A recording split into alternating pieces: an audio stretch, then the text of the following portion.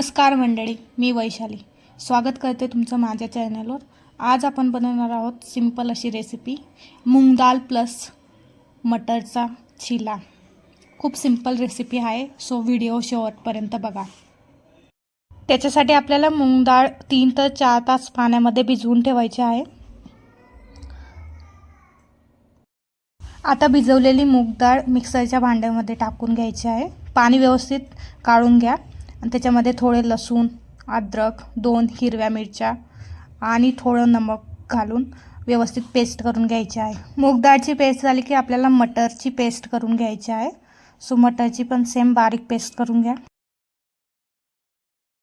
तर बघू शकता मूग डाळची अशी बारीक अशी पेस्ट मी करून घेतलेली आहे। आता त्याच्यामध्ये आपण जी मटरची पेस्ट करून घेतली होती ती टाकूया। ती व्यवस्थित बारीक करून घ्या किंवा जाडसर पण करू शकता। त्याच्यानंतर त्याच्यामध्ये मसाले घालूया।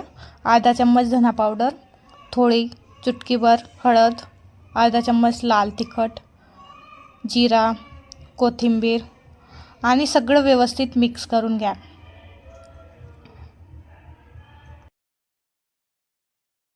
आता पॅन घ्या आणि त्याच्यामध्ये थोडं तूप घाला। नंतर जे मिश्रण केलं होतं ते टाका आणि व्यवस्थित गोल असा शेप देऊन द्या। नंतर त्याच्यामध्ये घाला थोडे कांदे, थोडे टोमॅटो, थोडी कोथिंबीर। 2 ते 3 मिनिटं असं शिजवून घ्या आणि त्याच्यानंतर आपण त्याला एक साईडने पलटी करूया।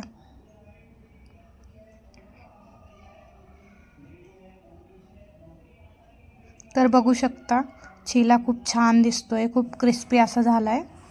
खायला पण टेस्ट खूप छान लागत होती। तर तुम्ही पण एक वेळेस घरी नक्की ट्राय करून बघा। जर व्हिडिओ आवडला असेल तर लाईक, शेअर आणि सबस्क्राईब करा। थँक्यू।